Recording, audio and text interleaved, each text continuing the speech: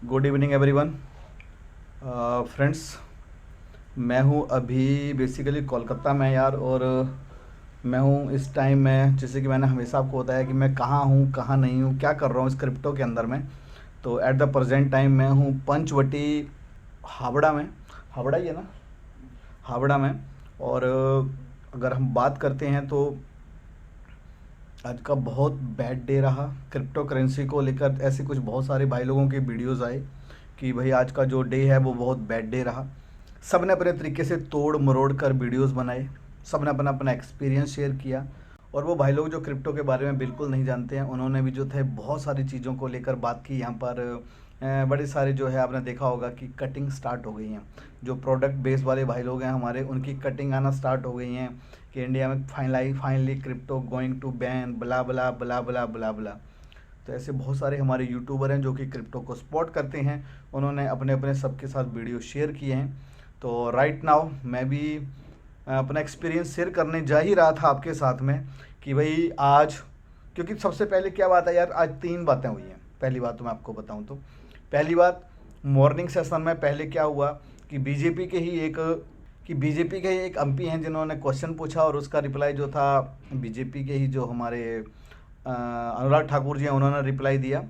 Then Congress के जो MP हैं उन्होंने क्वेश्चन पूछा, उनका भी जो रिप्लाई है वो अनुराग जी ने दिया।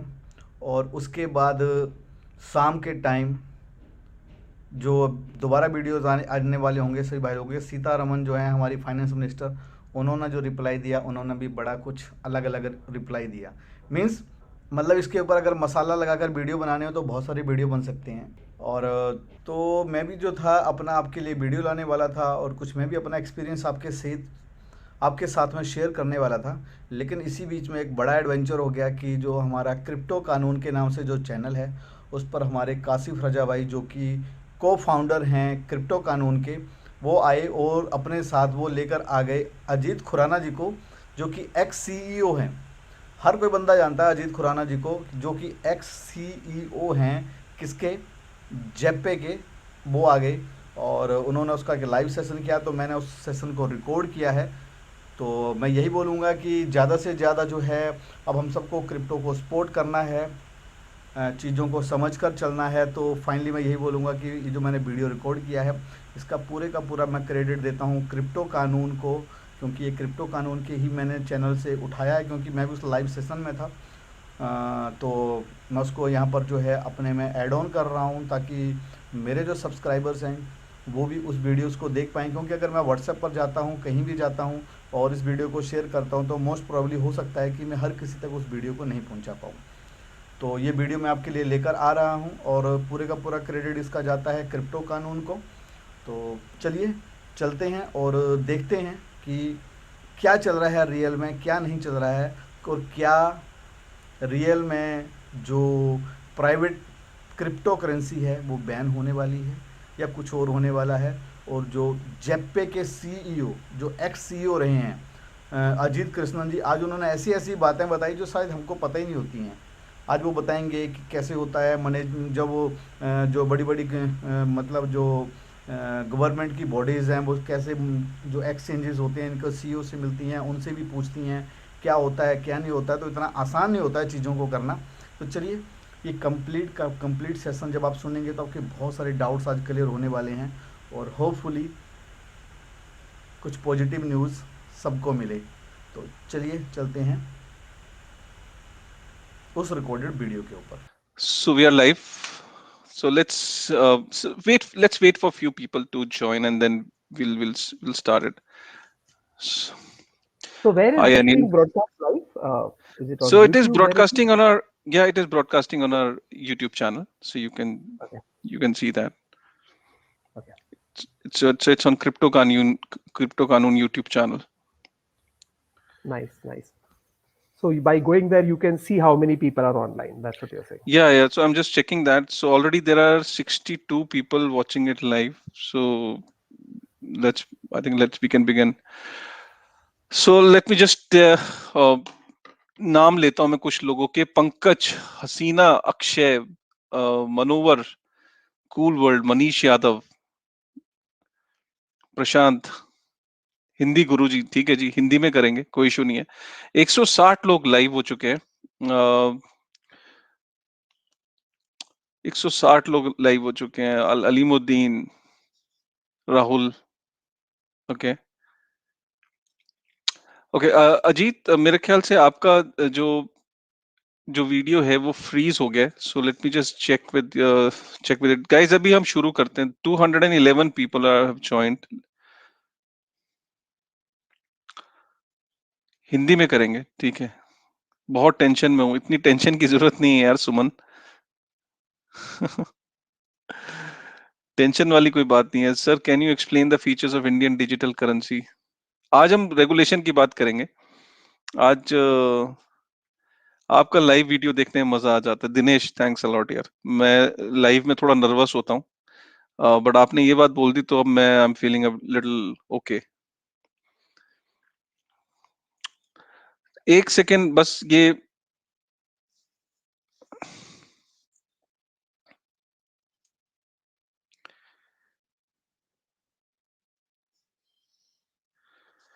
Okay. So 260 people have joined. हम 260 लोगों ने हमें ज्वाइन कर लिया। मैं बस अजीत जी की वेट कर रहा हूँ, जो हमारे गेस्ट हैं। उसके बाद हम शुरू करते हैं। थोड़ा कुछ टेक्निकल इशू आ गया है, तो वो एक बार ही वापस ज्वाइन करते हैं, तो विल स्टार्ट अगेन।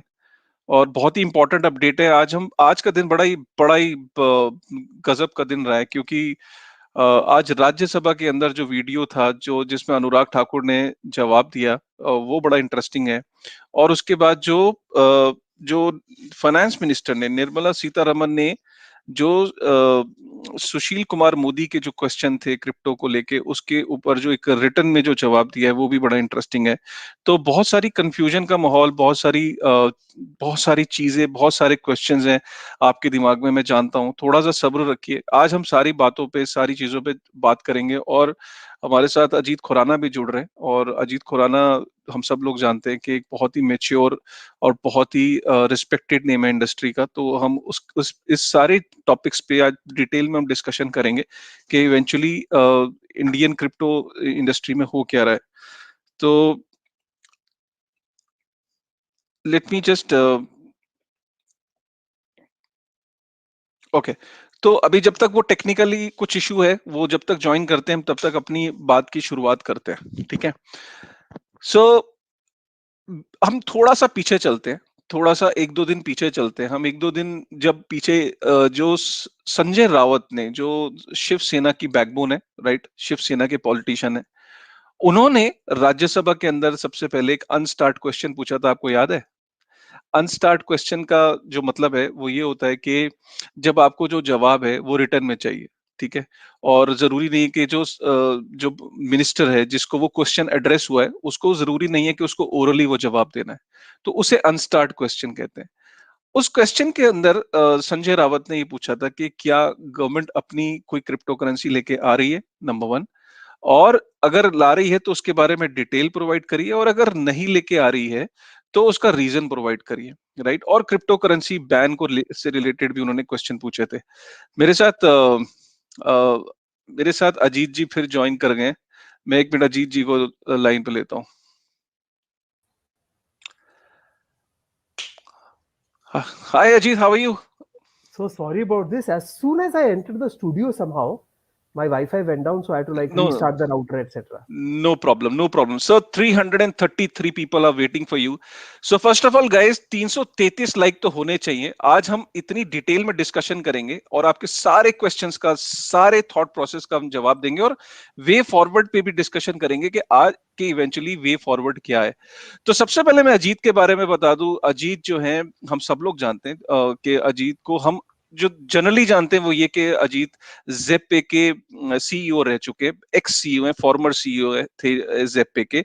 लेकिन उसके अलावा भी अजीत की अगर हम बात करें तो अजीत की ये वाला पॉइंट किसी को नहीं पता होगा कि अजीत एक्चुअली में बाय एजुकेशन इंजीनियर है, राइट। और उसके बाद इन्होंने अपनी बाकी की एजुकेशन यूनिवर्सिटी ऑफ टेक्सास से करी। और ये जेपे के सीईओ के होने के अलावा इनका इतना बड़ा प्रोफाइल है कि वेंचर कैपिटलिस्ट रह चुके हैं, ऑथर हैं, ट्विटर पे बहुत अच्छा लिखते हैं, और पता नहीं कितने सारे ये प्रोजेक्ट्स है जिनको ये फंड करते हैं एज अ वीसी। तो और कई सारे प्रोजेक्ट्स को ये मेंटोर भी करते हैं। तो Ajit, welcome on our show. Thank you. I seem to be having some connectivity problem. I just hope that मैं सुबह से शाम तक इंटरनेट पे था, कोई प्रॉब्लम नहीं आई, पता नहीं अभी क्या हो रहा है. But in any case, no thank you very no much problem, for no welcoming me. Problem, Thank you. कोई कोई इशू नहीं है। अगर कोई हमारे लिए इंपॉर्टेंट ये कि आपकी आवाज हम तक पहुंच जाए, दैट इज मोर इम्पोर्टेंट। तो अभी भी मेरे को लगता है कि कुछ इंटरनेट का कुछ इशू है आपके एंड पे, कोई कोई प्रॉब्लम नहीं है। If you हम give me a second, I will try to change it to another connection. शायद 1 मिनट में डिसअपियर हो जाऊं. नो प्रॉब्लम, नो प्रॉब्लम, कोई इशू नहीं है। हम तब तक अपनी डिस्कशन जो है उसको यहाँ पे हम स्टार्ट करते हैं। तो सबसे पहली बात ये कि यहाँ पे जो जो सबसे पहली जो जो शुरुआत हुई वो ये कि जो क्रिप्टो करेंसी का जो बिल था, राइट, वो इस बार के जो सेशन था, जो बजट सेशन था, उसकी जो लिस्ट आई कि बिल जो है वो इस बारी जो क्रिप्टो से रिलेटेड जो बिल है वो इस बारी प्रेजेंट हो सकता है, जो बजट सेशन था। सब लोग उसका ईगरली वेट कर रहे थे कि पता नहीं वो बजट सेशन में क्योंकि 13 तारीख से पहले पहले जो ये सेशन है ये 13 तारीख तक चलना है, फरवरी 13 तक। तो इस 13 तारीख तक क्रिप्टो से रिलेटेड जो है वो जो बिल है वो प्रेजेंट होना था।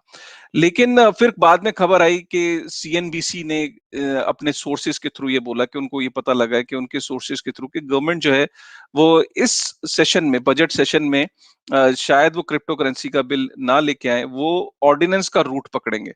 तो ये भी बहुत ही सरप्राइजिंग था, बट क्योंकि सीएनबीसी ने अपने सोर्सेज से का हवाला दिया, तो लग रहा था कि कहीं ना कहीं हो सकता है, इतना बड़ा ग्रुप है, इतना बड़ा मीडिया हाउस है, मेन स्ट्रीम मीडिया है, अगर वो इतनी डिटेल में जाके ये बोल रहे हैं कि ऑर्डिनेंस का रूट होगा और कैबिनेट ने अप्रूव कर दिया कि ठीक है ऑर्डिनेंस के थ्रू हम क्रिप्टो को का जो बिल वो इंट्रोड्यूस करेंगे, तो ये लग रहा था कि हो सकता है उनकी उनके सोर्सेज को चलो 1 मिनट के लिए बेनिफिट ऑफ डाउट दे दिया जाए। लेकिन वो भी सारी चीजें क्लियर हो गई, क्योंकि आज जो था वो बहुत ही इंपॉर्टेंट डे था। आज हुआ क्या एग्जैक्टली आज राज्यसभा के अंदर जो है अनुराग ठाकुर ने से जब क्वेश्चन पूछा गया जो क्रिप्टो से रिलेटेड, जो कि वीडियो हमने ट्वीट भी किया है, उसमें डायरेक्टली फिर से उनसे क्रिप्टो बिटकॉइन के बारे में और क्रिप्टो बैन के बारे में उनसे डायरेक्ट जब क्वेश्चन पूछा गया, तो उन्होंने आज उसका जवाब कुछ इस तरीके से दिया कि सबसे पहली बात है, उन्होंने ये बोला कि जो क्रिप्टो है, राइट, वो ना तो कमोडिटी है, ना वो करेंसी है, ना वो सिक्योरिटी है, ना और ना ही वो कोई एसेट है, और उसका कोई आइडेंटिफाइबल यूजर नहीं है उसका, राइट। तो मैं 1 मिनट, अजीत जी फिर यहाँ पे ज्वाइन कर देंगे, मैं 1 मिनट को ले रहा हूँ। Sir, I hope the connectivity is okay now. जितना मेरे हाथ में है, आपने एक बार जब कह दिया ना कि अजीत खुराना इंजीनियर है, तो मेरे वाईफाई राउटर ने बोला अच्छा तू अपने आप को इंजीनियर समझता है, मैं दिखाता हूँ अभी तुझे, और तब से मुझे सता रहा है. बट नो, इस समय आई एम टीजरिंग राइट नाउ, सो मैं फोन ऐसे ऊंचा उठा के बैठा हूँ ताकि मैक्सिमम हाँ, नेटवर्क पकड़े. आई डोंट नो उससे कोई फायदा होता है या नहीं, बट आई नहीं रियली नहीं, hope this go through. No, that's okay, that's okay, that's fine sir. 439 लोग देख रहे हैं, हमें 439 लोग देख रहे हैं। हम आज जो बात कर रहे हैं सर, हमारा जो मेन ऑब्जेक्टिव ये है कि जो आज जो राज्यसभा के अंदर हुआ, जो अनुराग ठाकुर ने जवाब दिया, जो उनसे क्वेश्चन पूछा गया क्रिप्टो बिल के रिगार्डिंग या क्रिप्टो बैन के रिगार्डिंग, और जो उन्होंने जवाब दिए, और पीछे जो सीरीज ऑफ इवेंट हुए, सबसे पहले जो शुरुआत यही हुई कि जो बिल था वो लिस्ट में आया कि इस बजट सेशन में वो इंट्रोड्यूस होने वाला है। एक पैनिक का माहौल क्रिएट हुआ, लोग बजट सेशन की वेट कर रहे थे कि चलो इस बजट सेशन में वो इंट्रोड्यूस होगा। 13 तारीख तक वो इंट्रोड्यूस होना था। 13 तारीख अभी गई नहीं है क्योंकि अभी भी थोड़े से दिन हैं, लेकिन फिर बीच में ये खबर आई कि सीएनबीसी की ने बोला कि उनके एज पर देयर सोर्सेज, उनको ये लगता है कि जो उनके सोर्सेज के हवाले से ये पता लगा है कि गवर्नमेंट जो है वो ऑर्डिनेंस का रूट अपना सकती है। तो 1 मिनट को चलो बेनिफिट ऑफ डाउट सीएनबीसी को दे दिया जाए कि उनके सोर्सेज ठीक है, तो अभी ये हम उनके सोर्सेज पे यकीन करते, उससे पहले राज्यसभा में संजय राउत ने जो क्वेश्चन पूछा और उसका जो जवाब अनुराग ठाकुर ने दिया, वो भी एक पुराना राग था, कोई उसमें क्लैरिटी नहीं थी। अगर आप देखो तो संजय राउत ने जो क्वेश्चन पूछा, तो उसका जवाब जो अनुराग ठाकुर ने जो राज्यसभा में दिया था वो ये कि क्रिप्टो की गवर्नमेंट अपनी कोई डिजिटल करेंसी नहीं ला रही है, और जो लीगल टेंडर की बात बोली कि लिए क्रिप्टो जो है वो लीगल टेंडर नहीं है, और उन्होंने वही बात जो है जो अरुण जेटली ने अपने टाइम में बात बोली थी 2018 में, उसी बात को उन्होंने रिपीट किया, कोई नई बात नहीं बोली। तो विच वाज वेरी सरप्राइजिंग कि जब आपका बिल रेडी है, आप कहीं ना कहीं आपने स्केड्यूल कर दिया था लाने के लिए, फिर भी आपने पुरानी बात क्यों करी, राइट। तो ये एक कॉज ऑफ कंसर्न था। उसके बाद हम जब आगे बढ़े तो आगे आज जो है, आज बड़ा इंपॉर्टेंट डे था। आज जो है फिर से अनुराग ठाकुर से जब क्वेश्चन पूछा गया तो उन्होंने आज फिर से जो जवाब दिया वो कहीं ना कहीं जवाब बड़ा कंफ्यूजिंग सा जवाब है। क्यों? सबसे पहले उन्होंने बोला कि आज एटलीस्ट उन्होंने ये बोला कि हमारा जो लीगल फ्रेमवर्क है वो रेडी नहीं है। क्यों रेडी नहीं है? क्योंकि ना तो ये कमोडिटी है, ना ये करेंसी है, ना ये सिक्योरिटी और ना ये एसेट है। तो लीगल फ्रेमवर्क एक डिसेंट्रल नोड के लिए तैयार ही नहीं है। एक डिसेंट्रल नेटवर्क को रेगुलेट कैसे करना है, इसके लिए हमारा लीगल फ्रेमवर्क रेडी नहीं है। आज अच्छी बात यह कि उन्होंने एडमिट करा कि डिसेंट्रलाइज्ड नेटवर्क के लिए हमारा लीगल फ्रेमवर्क रेडी नहीं है, जिसका कोई आइडेंटिफाइबल क्रिएटर ही नहीं पता, जिसका आइडेंटिफाइबल फाउंडर ही नहीं पता, जिसको पूरी कम्युनिटी चला रही है, उसके लिए लीगल फ्रेमवर्क रेडी नहीं है। At least he admitted. नंबर 2, उन्होंने ये बात बोली कि bill is being in a final stages और इसको कैबिनेट की अप्रूवल के लिए भेजा जाएगा। तो आज उन्होंने एक चीज ये बताई कहीं ना कहीं अपनी उसमें कि जो बिल है वो अभी प्रोग्रेस में है, इन प्रोसेस है और अभी उसको कैबिनेट की अप्रूवल के लिए भेजा जाएगा। आज राज्यसभा में उन्होंने एक और बात बोल दी। तो पहले संजय रावत का जवाब था वो बड़ा पुराना था। आज जो जवाब दिया है उसके अंदर ऐसा लगता है कि बिल प्रोग्रेस में है। और तीसरा, शाम खत्म होते होते जो एक सुशील कुमार मोदी जी ने जो क्वेश्चन पूछा और जिसका जवाब खुद फाइनेंस मिनिस्टर निर्मला सीतारमन ने जो दिया वो बड़ा सरप्राइजिंग है फिर से। क्योंकि इसमें भी उन्होंने क्या बात बोली? उन्होंने बोला कि बजट सेशन 2018-2019 में गवर्नमेंट ने बोला था कि क्रिप्टो करेंसी लीगल टेंडर नहीं है। ठीक है, ये पुरानी बात है, इसमें कोई नई बात नहीं है। उसके बाद ये बोला कि हमने एक कमेटी फॉर्म करी थी और उस कमेटी के अंदर ये रिकमेंडेशन है कि प्राइवेट क्रिप्टो करेंसीज को प्रोहिबिट किया जाएगा। उसके ऊपर हम विचार कर रहे हैं। और ये बोला है कि the government would take a decision on the recommendation of the IMC and the legislative proposal if any. अगर कोई लेजिस्लेटिव प्रपोजल बना, मतलब अभी श्योरिटी नहीं है कि बना है कि नहीं बना, if any would be introduced in the parliament following the due process. So what I am trying to figure out, मतलब मेरा जैसा बंदा क्रिप्टो कानून अगर हम 3-4 वर्जन को अगर हम पकड़े तो वो इतने कंफ्यूजिंग स्टेट के आंसर आ रहे हैं, इतने कंफ्यूजिंग है कि एक तरफ लग रहा था कि बिल आने वाला है और एक तरफ जवाब से ये लग रहा है जो एक्चुअल जवाब पूछे जा रहे हैं उन जवाबों को जो घुमा फिरा के पूछा जा रहा है उससे ये लग रहा है कि कुछ भी क्लैरिटी नहीं है और बहुत ही कंफ्यूजन है। अगर मैं कंफ्यूज्ड हूं तो Ajit, you are there in the industry, you have pioneered something, आपने तो इतना क्लोजली इनके साथ गवर्नमेंट एजेंसीज के साथ काम किया है। What is your take on the current situation which is prevailing and the current bill right now?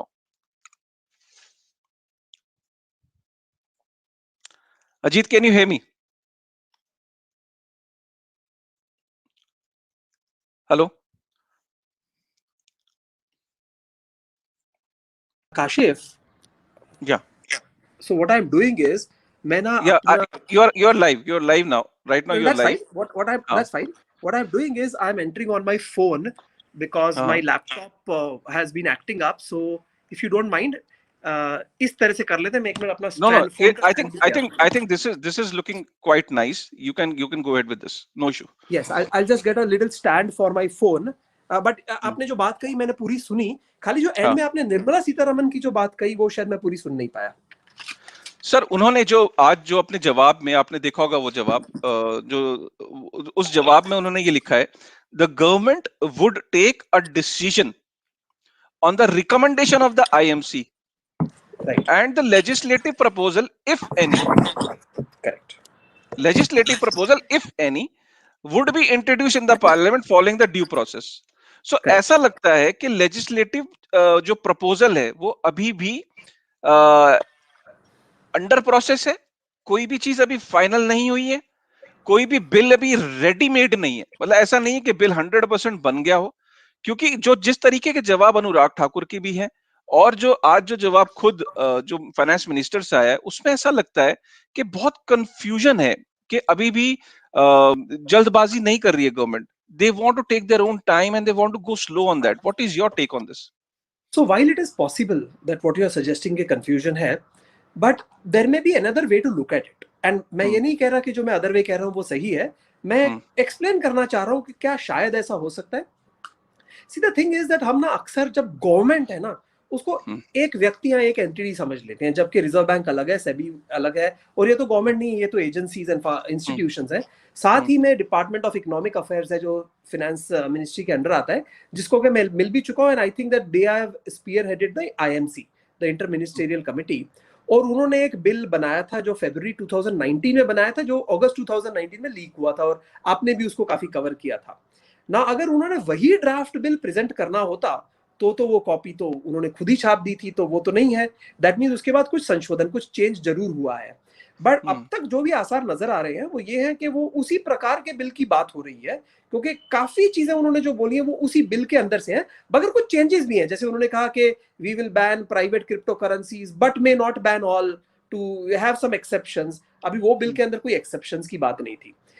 I think that इसमें सबसे बड़ा चैलेंज क्या आ रहा है ना, जो कि जब मैंने भी 2014 में क्रिप्टो करेंसी या बिटकॉइन एक्चुअली कहूंगा उस समय समझने की कोशिश की थी, बिटकॉइन को समझना इतना आसान नहीं है, क्योंकि उन्होंने बाय द वे जब कहा ना कि it is not a currency, it is not a commodity, जैसे अनुराग ठाकुर जी ने आज कहा, ये अगर हम थोड़ा ऑप्टिमिस्टिकली देखें तो ये बहुत अच्छी बात है, क्योंकि अगर वो करेंसी हो तो उसके ऊपर जिस प्रकार के, बाय द वे वो इंडियन करेंसी तो कभी मानी नहीं जा सकती, तो अगर वो करेंसी के किसी भी एक्ट के अंदर आएगी तो उसे हमें फॉरेन करेंसी मानना पड़ेगा, बिकॉज इंडियन करेंसी तो coin act and variety of other legal tender related laws के अंदर है। अगर इसे करेंसी मान लिया जाता तो फ्रैंकली इसके ऊपर इतने ज्यादा रिस्ट्रिक्शंस आ सकते हैं, राइट, कि बड़ी तकलीफ हो सकती थी हम सारे लोगों को।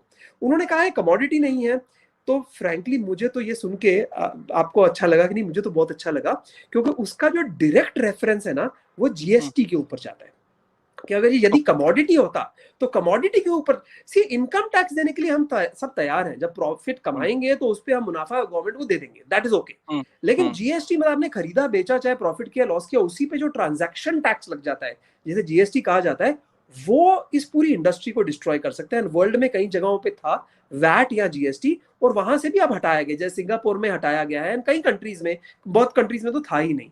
तो ये दो तीन चीजें देखते हैं। Number 1, I agree with you कि क्लैरिटी नहीं है। नंबर 2, मुझे ये नहीं लगता कि इस लैक ऑफ क्लैरिटी का अर्थ ये है कि गवर्नमेंट कंफ्यूज्ड बैठी है। I think it is more along the fact कि उनके पास एक इंटर मिनिस्ट्रियल कमिटी का ड्राफ्ट था जिसको सुभाष चंद्र गर्ग लीड करते थे। अभी now he has left that department and he has gone to the power ministry from the finance ministry. ये काफी पुरानी बात है, लगभग 1 साल पुरानी बात है। तो मुझे लगता है कि वो लोग इसमें जरूर कोई चेंजेस लाना चाहते हैं, क्योंकि जो आपको भी याद होगा बहुत ही ड्रैकोनियन एक्ट था, मतलब इतना ड्रैकोनियन एक्ट वो लोग बनाने का जो ड्राफ्ट बिल था कि आई कुड नॉट बिलीव कि किसी भी हालत में इंडिया में वैसा एक्ट आ सकता है। तो माय अंडरस्टैंडिंग इज, एंड शायद you can call me an optimist, my understanding is कि वो जो भी संशोधन कर रहे हैं, जो चेंज कर रहे हैं, वो तो बस बिल को ज्यादा फ्रेंडली बनाने की कोशिश कर रहे हैं। शायद मैं ऑप्टिमिस्ट हूं, बट मैं फड नहीं फैलाना चाहता, मैं किसी तरह ये ऐसा कोई चीज नहीं कहना चाहता जिससे नीडलेसली डर और आशंका पैदा हो जाए। हाँ, तो एक यहाँ पे जो इम्पोर्टेंट बात ये बार बार एक चीज की डिस्कशन हो रही है, वो ये है कि प्राइवेट क्रिप्टो करेंसीज की बात हो रही है कि जो कमेटी की जो रिपोर्ट थी उसमें बोला गया था कि प्राइवेट क्रिप्टो करेंसीज को प्रोहिबिट किया जाए। तो प्राइवेट क्रिप्टो करेंसीज का काफी सारे लोग ना कम्युनिटी में पूछते रहते हैं कि प्राइवेट क्रिप्टो करेंसी एक्चुअली में होती क्या है। हमारा ये टेक मैं आपको बता देता हूँ, जो हमारा टेक है, क्योंकि कोई भी इसको डिफाइन नहीं किया गया। अगर आप रिपोर्ट को भी स्टडी करोगे, जो आईएमसी की जो रिपोर्ट है, उस रिपोर्ट में भी प्राइवेट क्रिप्टो करेंसी नाम की कोई चीज है नहीं, डिफाइन नहीं किया है। अब वो प्राइवेट क्रिप्टो करेंसी, मैं तो यही कहता हूँ कि something which is not backed by the government. काफी सारे लोग ये कहते हैं कि प्राइवेट क्रिप्टो करेंसी का मतलब जो है वो प्रिवेसी कॉइन्स जो है, जो जी कैश और मोनेरो। मेरे को ऐसा लगता है कि ऐसा कहीं पे नहीं है। प्राइवेट क्रिप्टो करेंसी का सीधा मतलब है जो लीगल टेंडर नहीं है और जो गवर्नमेंट की जिसको मान्यता नहीं है, जिसकी बैकिंग नहीं है। What is your take on that? So मैं ना अपना टेक ना देते हुए, जो मेरा एक्सपीरियंस रहा है फाइनेंस मिनिस्ट्री में, और इस समय ये अभी जो मैं आपको बात बता रहा हूँ, इस समय पीयूष गोयल जी फाइनेंस मिनिस्टर थे, क्योंकि अरुण जेटली जी की तबीयत उस समय खराब थी, राइट? तो आपको पता होगा वो फाइनेंस मिनिस्टर थे, फिर पीयूष गोयल बने, फिर अरुण जेटली बने। तो वो जिस समय पीयूष गोयल जी फाइनेंस मिनिस्टर थे कुछ समय के लिए, तो मैं फाइनेंस मिनिस्ट्री में था, और उस समय जो डिस्कशन थी वो बैनिंग नॉट बैनिंग की नहीं हो रही थी, वो क्रिप्टो करेंसी समझने की, और खास करके डीएलटी, डिस्ट्रीब्यूटेड लेजर टेक्नोलॉजी, जो कि ब्लॉकचेन और डीएलटी एक ही चीज नहीं होती, बट काफी लोग उसको एक ही मान लेते हैं। उसके अंदर वो डिस्कशन हो रही थी कि नीति आयोग अगर इंडिया चेन इंट्रोड्यूस करे तो कैसा रहेगा वगैरह। तो मैं जब उनसे बात कर रहा था, मैं उनको बता रहा था कि देखो, जो ब्लॉकचेन की खूबी है ना, वो decentralised, removing the central authority से आती है। हालांकि जो प्राइवेट ब्लॉकचेन्स है which are controlled by central authority, उनकी भी एक जगह है दुनिया में. Like for example if all banks want to get together and make their private blockchain, उसका ठीक है, आप जो RTGS NEFT वगैरह करते हो आप उसको ब्लॉकचेन पे मूव कर सकते हो. या ग्लोबली करना चाहो तो स्विफ्ट नेटवर्क को एक प्राइवेट कंसोर्शियम ऑफ बैंक्स का कर सकते हो, which is a CUG, a close user group. But जो जादू है ना ब्लॉकचेन का, जिसने ब्लॉकचेन को इतना फेमस बताया, वो डिसेंट्रलाइज्ड है. हम लगभग आधा घंटा ये मीटिंग में डिस्कस कर रहे थे एंड देन सडनली अचानक मुझे एक चीज सूझी और मैं ऑलमोस्ट चीख पड़ा. मैंने बोला वेट अ मिनट, और थोड़ा ऊंचा स्वर में बोल दिया, जिससे कि सारे लोग उस समय रूम में जो मीटिंग कर रहे थे, एक्सचेंजेस के कुछ लोग थे, डिपार्टमेंट ऑफ इकोनॉमिक अफेयर्स के कुछ रूम थे, और उनका एक थिंक टैंक टाइप होता है, I don't know what the exact word है, जो उनका रिसर्च ग्रुप होता है, उसके 7-8 लोग पीछे बैठे थे. हम लोग राउंड टेबल पे बैठे थे पीछे. तो मतलब जैसे मैंने कहा वेट अ मिनट, तो सारे लोग हैरान हो गए कि क्योंकि काफी बहुत ही सभ्यता से मीटिंग हो रही थी, और मैं सडनली एक्साइटेड क्यों हुआ, इससे आपके क्वेश्चन का जवाब मिलेगा. तो मैंने कहा sir wait a second, I just realized that what I am calling a public blockchain, you are calling a private blockchain. And what you are calling a public blockchain, I am calling a private blockchain. So he's like, how so? तो मैंने लगा what you are saying is that government जो करती है, government के जो control में होता है, वो हो गया पब्लिक ब्लॉकचेन, राइट? और जो बाकी सारे वो सारे प्राइवेट ब्लॉकचेन हो गए. हालांकि आई एम थिंकिंग कि जो कोई भी कंट्रोल करता है ना, कोई भी एक सेंट्रल अथॉरिटी कंट्रोल करती है, वो हो गई प्राइवेट ब्लॉकचेन. और जो कोई कंट्रोल नहीं करता वो हो गई public blockchain. So what happened is कि तब तक जो उस रूम में थोड़ी बहुत कंफ्यूजन थी कि मैं क्या बोल रहा हूँ, तू क्या बोल रहा है, आप क्या बोल रहे हो, वो उस समय सबकी कंफ्यूजन क्लियर हो गई कि हम ना वर्ड्स ऑपोजिट यूज कर रहे थे. ये bye the way crypto currency की डिस्कशन नहीं थी, ब्लॉकचेन की डिस्कशन थी. बट ये डिस्कशन में क्योंकि मैं प्रेजेंट था नॉर्थ ब्लॉक में, मैंने अपनी फोटो भी खिंचवाई थी गेट से बाहर आने के बाद, जहां पे लिखा था फाइनेंस मिनिस्ट्री और दूसरी जगह लगा था वित्त मंत्रालय. तो उस समय मुझे ये तो एंड बाय द वे जिनसे मैं बात कर रहा था वो IMC की जो इंटर मिनिस्ट्रियल कमिटी है उनके हेड थे उस समय, और he was the chief architect of the bill criminalising और बैनिंग बिटकॉइन, जो कि फरवरी 2019 में बना था. तो उनकी जो ब्लॉकचेन के प्रति थिंकिंग थी वो ये थी कि जो गवर्नमेंट करता है वो पब्लिक ब्लॉकचेन होता है, और जो गवर्नमेंट नहीं कंट्रोल करता वो प्राइवेट ब्लॉकचेन होता है. तो अगर उनकी ये थिंकिंग क्रिप्टो करेंसी पे भी लागू हो जाए तो आपने जो कहा था, मुझे लगता है कि वो ठीक होगा. ऑलराइट. अगर हम बात करें, since now I think this is amazing that you actually had a meeting with them, और कहीं ना कहीं गवर्नमेंट ने ये इनिशिएटिव लिया कि एटलीस्ट जो स्टेक होल्डर्स थे उनको, जो हम लोग कई बार ये बोलते हैं ना, स्टेक होल्डर्स को बुलाते नहीं है और स्टेक होल्डर्स के साथ डायलॉग नहीं होता, ये गलत है इसका मतलब? क्योंकि जरूरी नहीं है कि गवर्नमेंट आपको ट्विटर पे जाके ये बताएगी कि आज हम लोग अजीत खुराना से मिले या स्टेक होल्डर से मिले. स्टेक होल्डर्स इसका मतलब मिलते रहते हैं time to time, which is a good sign. मैं आपको पर्सनली बताता हूँ, मैं RBI से मैं अपनी बात बता रहा हूँ, मुझे पता है वो तो, और RBI से एक बार मिला हूँ, I think with in few days, शायद 5-8 दिन में ऑफ द सर्कुलर, जब उन्होंने सर्कुलर निकाला था.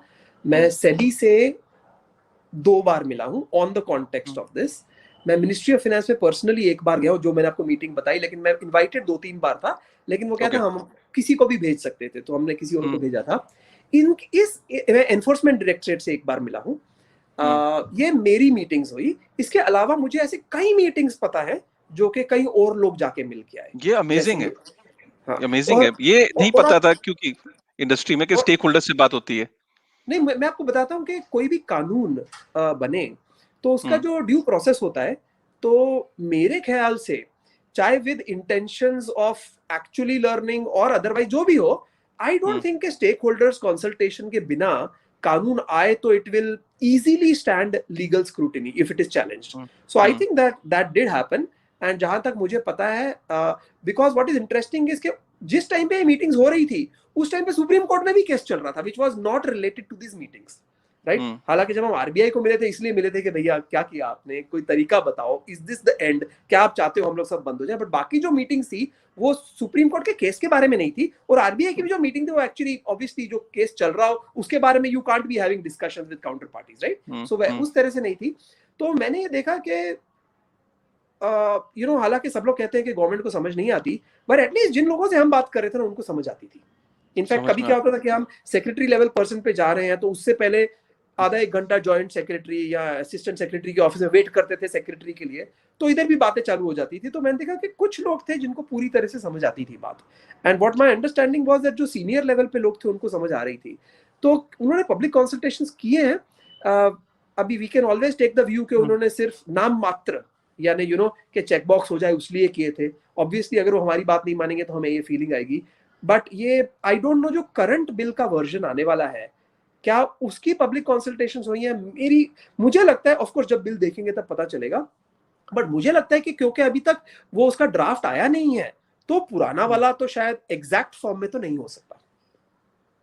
अच्छा, I remember that you were heading Internet and Mobile Association of India as well, and you headed I headed the blockchain and cryptocurrency committee which was part of the IMI. अच्छा, and so okay, oh, yeah. IMI के अंदर जो committee है उसको you were heading, right? And in that capacity you had. अच्छा, एक बात बताओ, मतलब सिंपल सी एक बात, अगर मैं गवर्नमेंट हूँ, राइट, और मैंने रिसेंटली देखा कि चाइना जो है वो ओपन ब्लॉकचेन्स के साथ इंटीग्रेशन कर रहा है अपनी ब्लॉकचेन का, राइट? तो सपोज करो कि इंडिया अपनी एक ब्लॉकचेन इंट्रोड्यूस करता है, अपनी CBDC इंट्रोड्यूस करता है, और किस तरीके से ये होता कैसे, मतलब you just tell me that कि how China is integrating 40 open blockchains, bitcoin, ethereum और ऐसे EOS और कार्डानो और इन सब के साथ वो अपनी ब्लॉकचेन को इंटीग्रेट कैसे करता है, उसका फायदा क्या होता है एक इकोनॉमी को, एक देश को ओपन ब्लॉकचेन के साथ इंटीग्रेशन करने से क्या फायदा होगा? अब देखिए, अगर आप के पास एक बैंक में अकाउंट है और मेरे पास दूसरे बैंक में अकाउंट है, and suppose we transfer value from one to the other which could be Indian rupees, तो ये जो सिस्टम है ये रन करने में कितना खर्चा होता है, लाइक टेंस और hundreds of crores of infrastructure is required to run such a network. और ये बेयर कौन करता है? बैंक्स बेयर करते हैं, इट्स एन एक्सपेंडिचर। और अगर पब्लिक सेक्टर बैंक है तो गवर्नमेंट बेयर कर रही है, रिजर्व बैंक ऑफ इंडिया है तो रिजर्व बैंक बेयर कर रहा है, एटसेट्रा।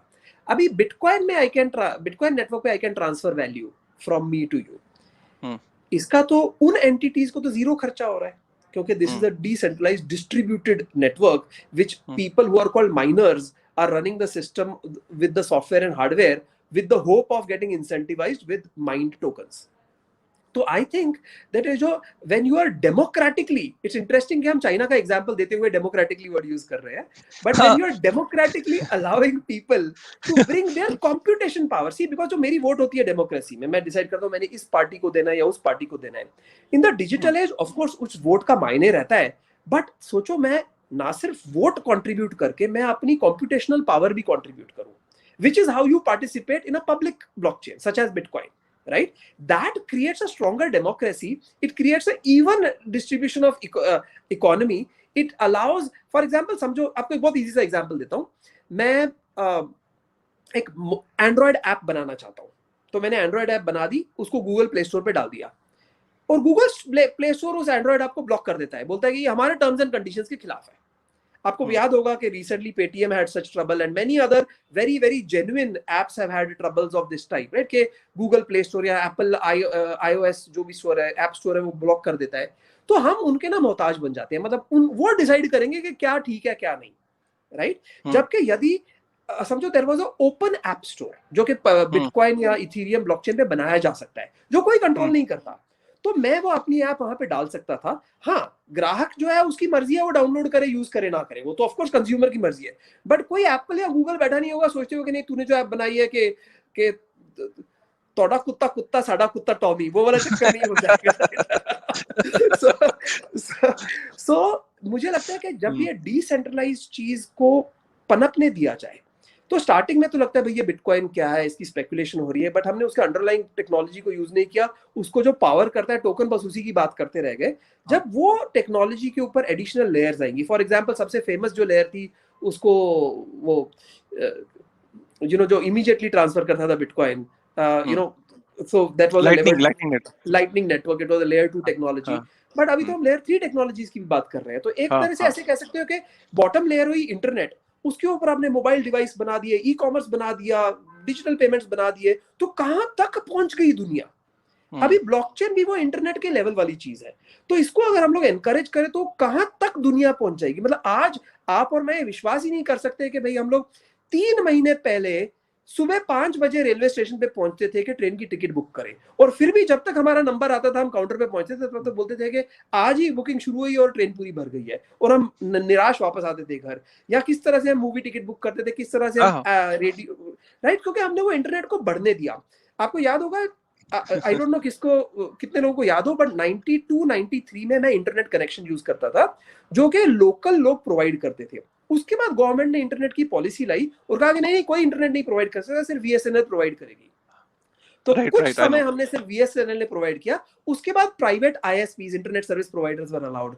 तो मुझे लगता है कि अगर हम उस समय कह देते ना कि इंडिया में इंटरनेट अलाउड नहीं है, क्योंकि इंटरनेट पे कुछ भी हो सकता है, लोग कुछ भी कर सकते हैं, टेलीफोन ही कर सकते हैं, तो वो मतलब जो नुकसान हो जाता ना देश का, आज हम उसी नुकसान से डरे हुए हैं कि देश का इतना बड़ा नुकसान ना हो जाए कि हम जो पब्लिक ब्लॉकचेन है, जिसके ऊपर आपने कहा ना कि क्या हो सकता है, तो चाइना ने समझ लिया कि इसके ऊपर जब एप्लीकेशंस बनेंगी तो जैसे पूरी इंटरनेट इकोनॉमी बनी है, यहाँ पे पूरी ब्लॉकचेन इकोनॉमी बन सकती है, तो देश की शक्ल बदल सकती है। और एक और पॉइंट, सॉरी मैं थोड़ा लंबा आंसर दे रहा हूँ, कौन सा देश है जो ब्लॉकचेन इकोनॉमी में जीतेगा? वो देश जीतेगा जिसमें लोगों की आईटी पावर, लोगों के सॉफ्टवेयर वाले लोग, इंजीनियर्स काफी ज्यादा है। India is number 1।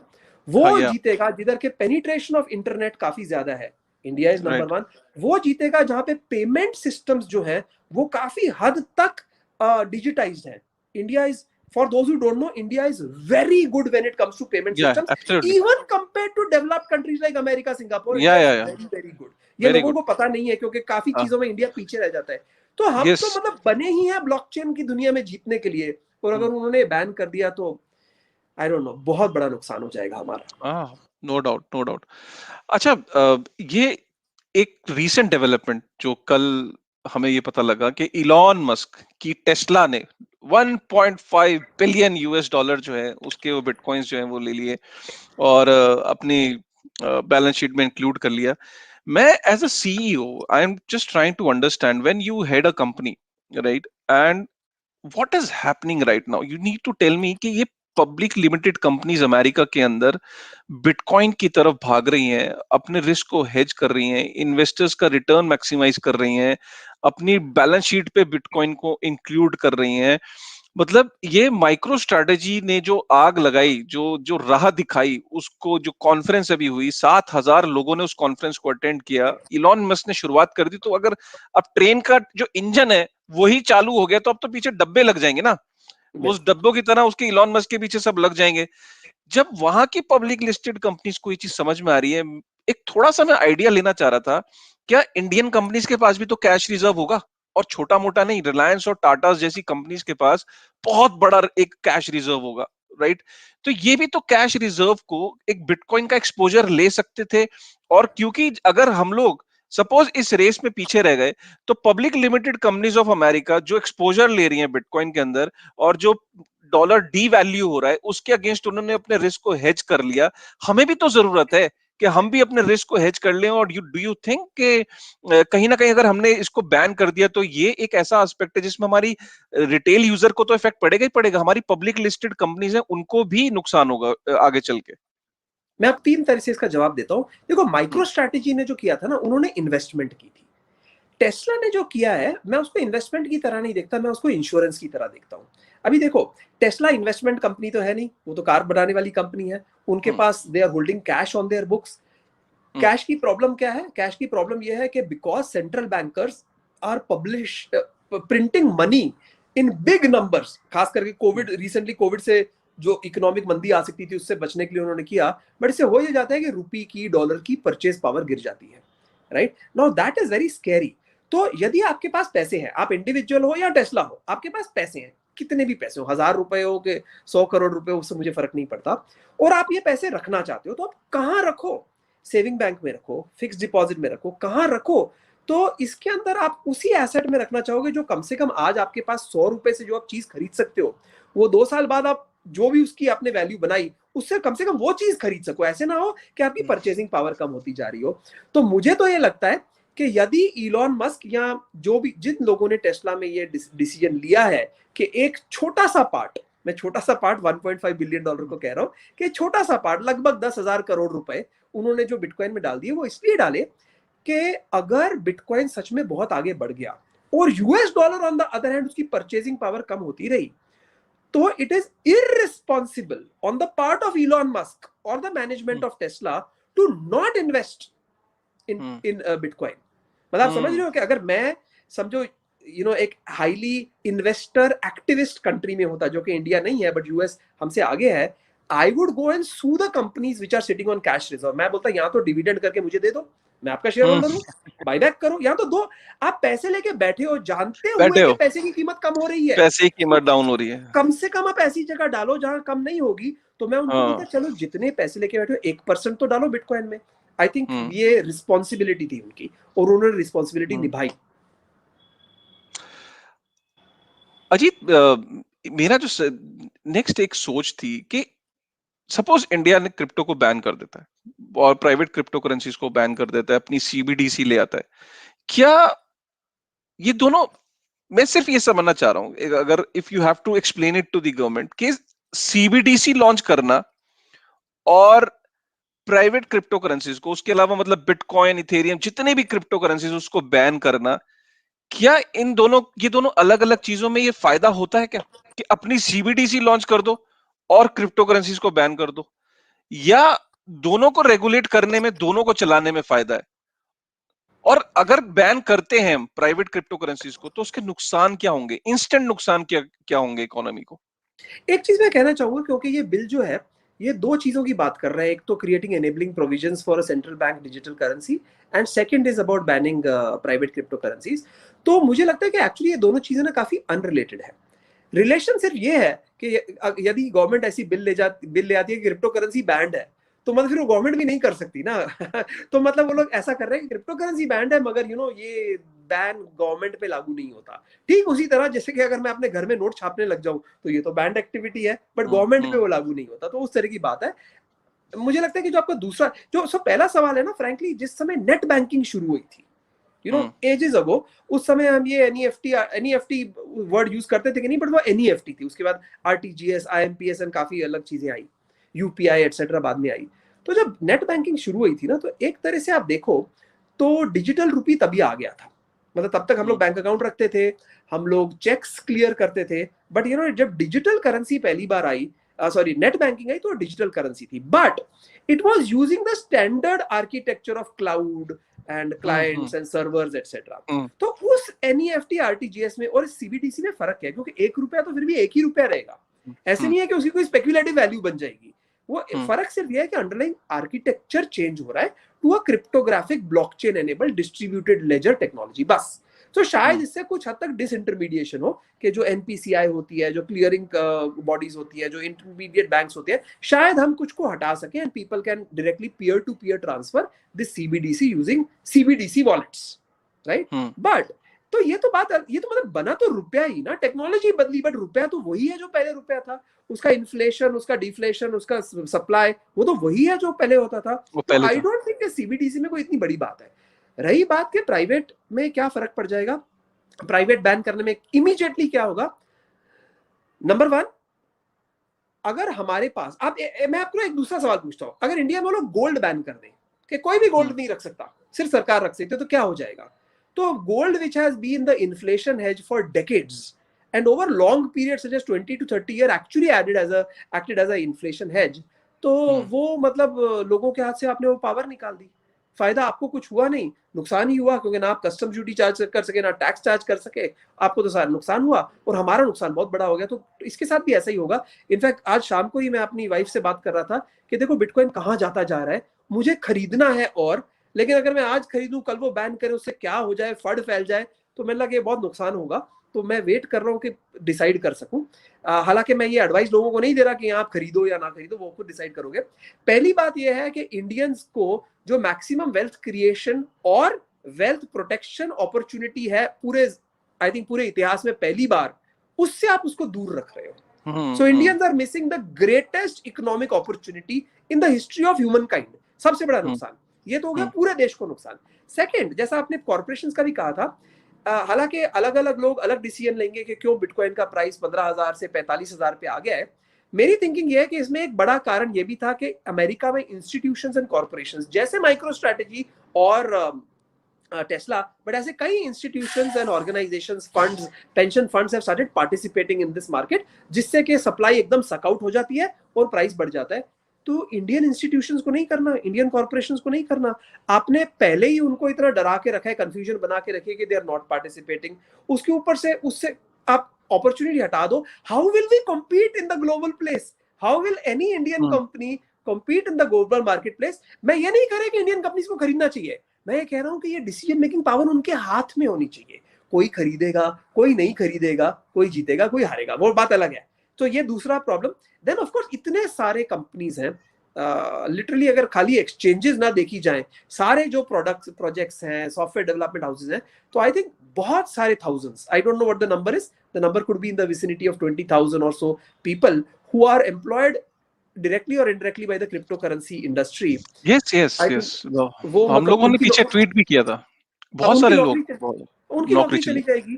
और एक चीज, the amount of income tax that is generated by all these entities is huge.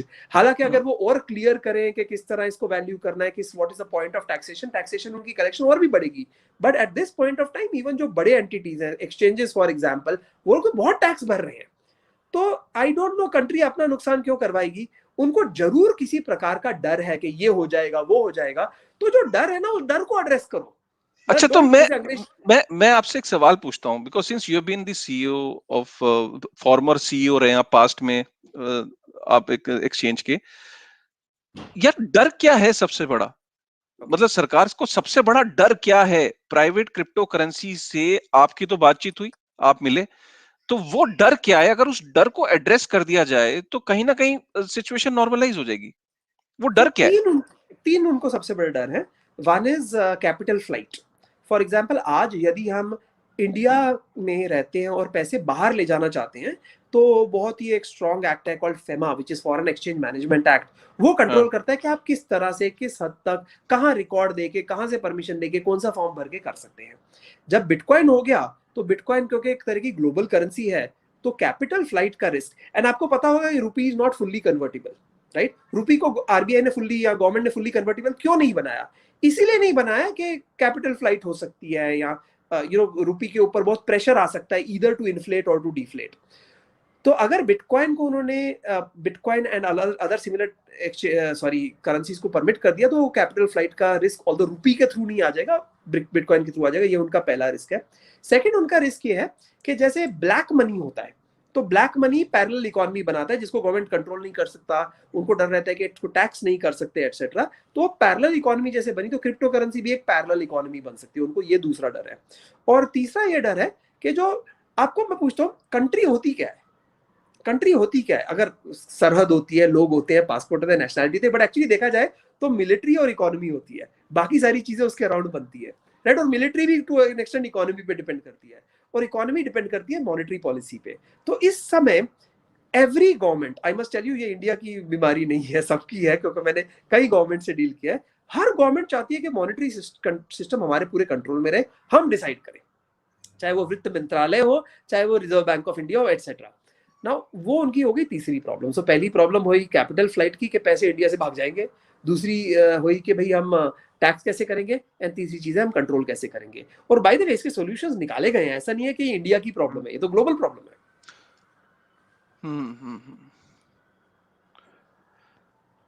तो अगर हम यहाँ पे ये, आपको हाँ, आई कैन हेयर यू, अगर हम ये बात करें कि ये सारी प्रॉब्लम्स तो इनके अगर ये प्रॉब्लम है, तो गवर्नमेंट को एक स्टेप बाय स्टेप छोटे छोटे कदम लेके भी शुरुआत कर सकती है। जैसे कि मैं पेटीएम का अगर एग्जांपल लूं, कि पहले उन्होंने अलाउ किया कि ओके 5,000 रुपए तक ही आप पेटीएम में ट्रांजैक्ट कर सकते हो। जैसे यहाँ छोटा कदम मेरे हिसाब से क्या होगा? मेरे हिसाब से छोटा कदम होगा कि आप जो स्टोर ऑफ वैल्यू की तरह एज अ कमोडिटी आप बिटकॉइन को अलाउ करो, राइट? और बिटकॉइन को आप केवाईसीज और जितने भी आपके वेरिफिकेशन चेक है, जो बैंक के अंदर ऑलरेडी आपके प्रोटोकॉल सेट है, ऑलरेडी आपका चार्टर रेडी है, बैंकिंग चार्टर जो है, जो फाइनेंशियल इंस्टीट्यूशंस का चार्टर है, वो आपका रेडी है, उसी को आप इस पे इंप्लीमेंट कर दो, केवाईसी और ये। और जो डिसेंट्रलाइज्ड टोकन्स हैं, जैसे ईथर हो गया, बिटकॉइन हो गया, राइट, और आपका एलटीसी हो गया, तो आप इन 2 3 4 जो सेंट्रलाइज्ड टोकन्स हैं, इनके आप ट्रेडिंग भी ना शुरुआत करके आप as a commodity, as a store of value allow करो। जस्ट इसको देखो कि ये क्या, कैसा है इसका रिएक्शन देखो कि किस तरीके से ये इवॉल्व होती है स्पेस। अगर आपको ये करना है कि लोग ट्रांजैक्शन ना करें एक जगह से दूसरी जगह, आप उस पे भी you can draw certain limits, ठीक है? आप एक्सचेंजेस को गाइडलाइंस दे सकते हो, लेकिन आप एटलीस्ट एक छोटा कदम लो, पहला कदम लेके देखो। वो क्या आपको नहीं लगता कि इंडस्ट्री में पहले भी पहला कदम लिया गया है? पेटीएम्स और इस इंडस्ट्री में भी पहला कदम लिया था, छोटे छोटे कदम लेके आज पेटीएम का बैंक हो गया, अपना एटीएम है, अपना उसका डेबिट कार्ड है। तो क्या छोटे छोटे कदम लेके नहीं लिया जा सकते इस स्पेस में भी? और वो छोटा कदम क्या होगा आपके हिसाब से? नहीं, जरूर लिया जा सकता है। इनफेक्ट आप तो बहुत डिटेल में जा रहे हो। मैं आपको एक बहुत ही हाई लेवल की बात बताता हूँ कि हर मॉनेटरी सिस्टम में, चाहे वो रुपया हो, डॉलर हो या बिटकॉइन हो, दो तरह के बकेट्स होते हैं। एक को बोलते हैं डार्क पूल, एक को बोलते हैं लिट पूल, यानी कि अंधेर नगरी और उजाले वाली नगरी। उजाले वाली नगरी वो ही जहां अपने ट्रांजैक्शंस इनिशिएट किए फिएट के ऑन रैम्प थ्रू बैंक, अपने केवाईसी वाले एक्सचेंजेस पे डील किया। और डार्क पूल वो होगा जहां पता नहीं कौन क्या कर रहा है। तो सबसे पहली चीज गवर्नमेंट को ये करनी चाहिए कि जो लिट पूल्स है, जहां पे उजाला है, उसको आप प्रमोट करो। आप एक्सचेंजेस के गाइडलाइंस बना दो चाहे, लेकिन एक्सचेंजेस पे जब ट्रांजैक्शन होगी ना, जब केवाईसी के साथ, तो गवर्नमेंट कोई भी इंफॉर्मेशन चाहेगी तो वो एक्सचेंजेस से ले सकती है। अगर वो एक्सचेंजेस बंद कर दे या किसी तरह लिट पूल्स बंद कर दे तो सब कुछ डार्क पूल में होने लग जाएगा। डार्क पूल में कौन कहां कॉफी शॉप पे मिलके, रेलवे स्टेशन पे मिलके क्या क्रिप्टो करेंसी किधर ट्रांजैक्ट करे, किसी को पता ही नहीं चलेगा। तो मुझे लग रहा है कि गवर्नमेंट के एक्शन से मार पड़ती है लिट पूल्स को, लेकिन लिट पूल्स को तो एक्चुअली प्रोत्साहन देना चाहिए, राइट। सो सबसे पहली बात तो मैं आपसे पूरी तरह सहमत हूं। सबसे पहली बात तो मैं ये कहूंगा, आपको एक इंटरेस्टिंग बात बताता हूं। हमने 2018 में ये भी प्रपोजल रखा था कि हम सेंट्रलाइज केवाईसी कर देंगे सब एक्सचेंजेस की। उस समय जो भी एक्सचेंजेस थी, 7 या 8 बड़ी एक्सचेंजेस थी, हमने ये भी प्रपोज करा हम सेंट्रलाइज केवाईसी कर देंगे, यानी कि there will be a KYC conducting body, उसके थ्रू आप केवाईसी करोगे। जैसे आजकल सीडीएसएल वगैरह के थ्रू आप म्यूचुअल फंड की कराते हो। तो ये हमने उस समय प्रपोज किया था और हमने कहा था कि चाहे जो भी डिपार्टमेंट हो, मिनिस्ट्री हो, जो भी हो, आपको अगर कोई डेटा एक्सेस करना है तो आपको सेंट्रल जगह से होगा, आपको अलग अलग एक्सचेंज के पास भी नहीं जाना पड़ेगा। तो आपके लिए कितनी सुविधा हो जाएगी, हम आपके लिए एक डैशबोर्ड बना देंगे, बोलो आपको क्या चाहिए। सो यू आर राइट, इन चीजों के सॉल्यूशंस हैं, ग्लोबली सॉल्यूशंस निकाले गए हैं। इंडिया के पास ये अकेली कोई चुनौती नहीं है।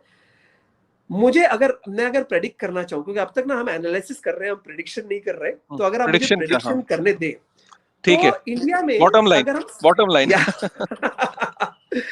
तो मैं ना आपको बताता हूँ कि बट पहले मैं आपकी बात शुरू 900 लोग देख रहे हैं हमें, 900 people are live right now and I'm really thankful to you, thankful to our audience। 900 लोग, लाइक 900 से कम नहीं होने चाहिए। अगर आपको ये डिस्कशन पसंद आ रही है तो please 900 likes should be there. जी, अब आप बॉटम लाइन बता रहे थे। हाँ, तो बॉटम लाइन से मैं थोड़ा सा बताता हूँ कि मेरा जो दावा है, बाय द वे ये मेरा कंक्लूजन नहीं, मेरी गेस है, इसका बेसिस क्या है।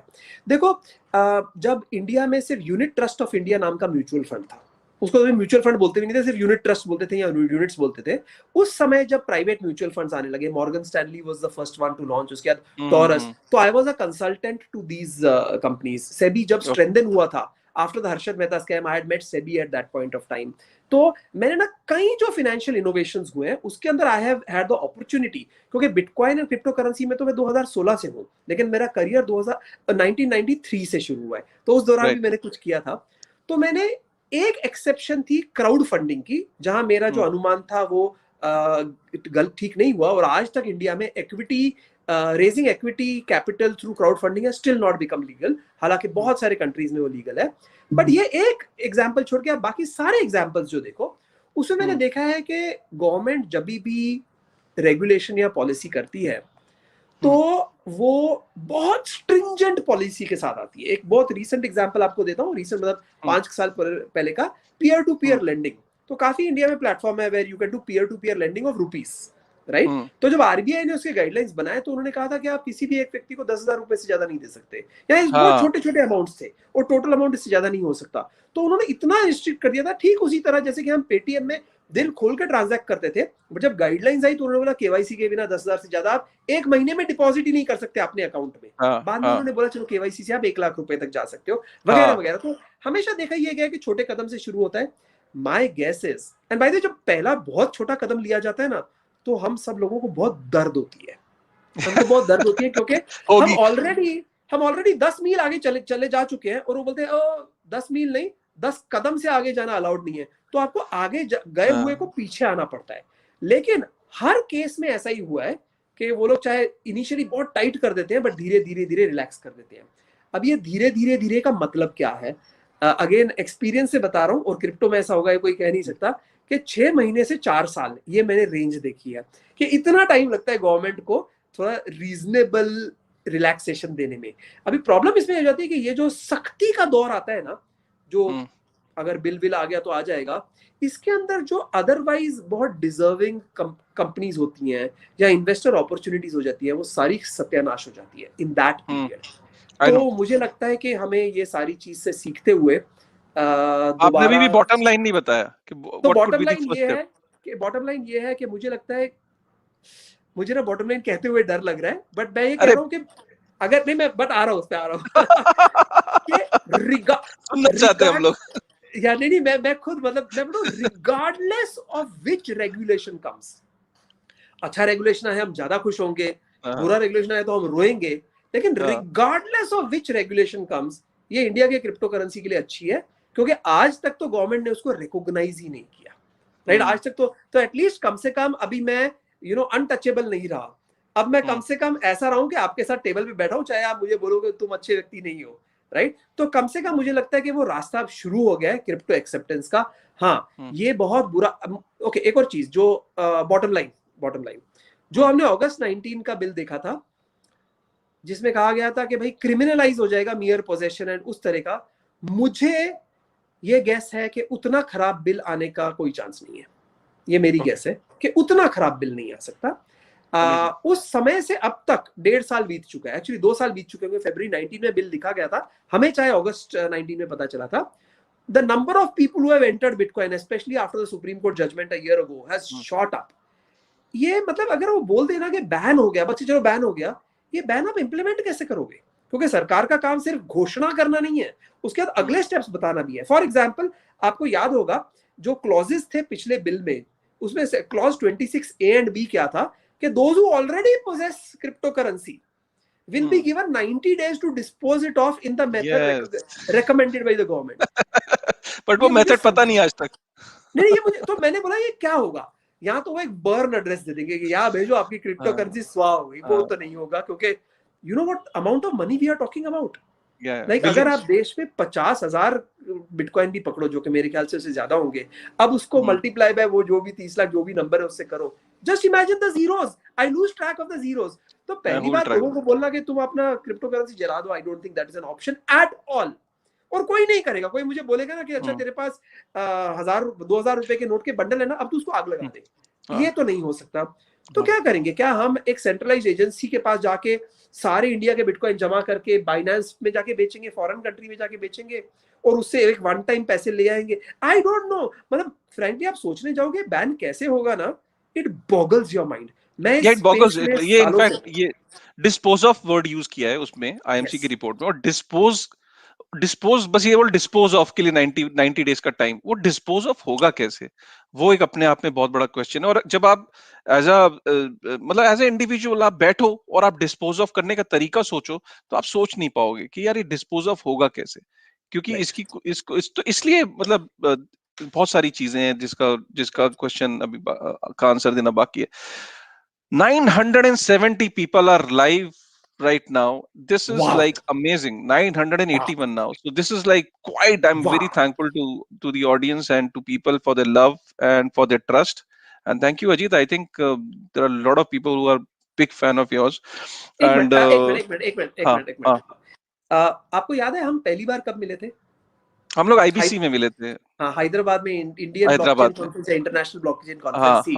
तो उस समय मैंने आपको एक बात कही थी, जो आपका एक वीडियो वो होगा कि हम लोग ना एकदम कटिंग एज पे रहने की कोशिश करते हैं। Like because I was employed in the crypto currency industry at that point. मैं बोलता था कि सबसे तेज जो होगा ना वो जीतेगा, बिकॉज अभी यू नो। एंड फिर भी क्रिप्टो कानून उस समय भी, ये मेरे को याद नहीं आ रहा कौन से महीने की बात है, बट उस समय भी क्रिप्टो कानून हमसे तेज था। तो मैंने कभी भी आपको बात कही थी कि ये जो प्रेम है ये फ्रैंकली क्रिप्टो कानून की तरफ है, बिकॉज आपकी credibility so high.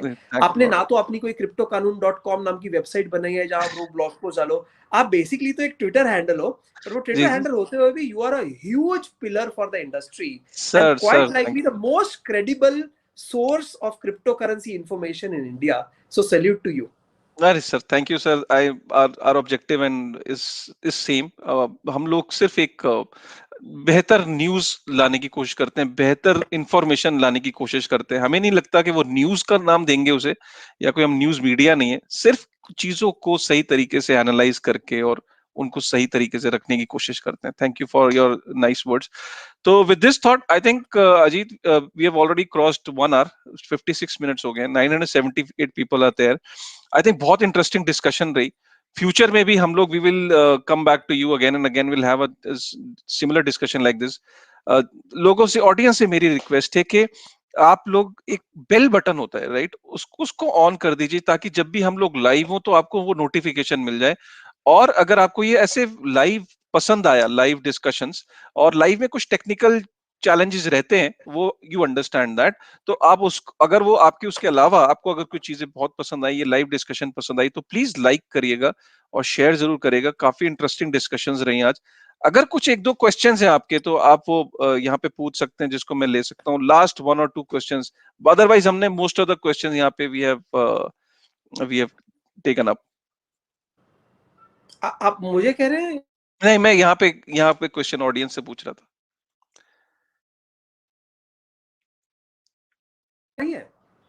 Right. So thanks a lot. हाँ जी जी। मैं इंटरेस्टिंग चीजें बता रहा हूँ कि अभी शायद अगर मैं 1 मिनट के लिए ब्लैंक आउट हुआ था, तो मुझे moneycontrol.com से फोन आया था, एंड मुझे पता है कि वो भी इसी टॉपिक पे फोन कर रहे हैं जानकारी लेने के लिए कि भैया हो क्या रहा है यहाँ पर। Go ahead with that. Thank you very Fine. much for this. Thank you very much. Then it is completely my pleasure. Thank you for having me. And जब आप Thanks. बुलाओगे मैं जरूर आऊंगा। ठीक है जी, thank you. Okay.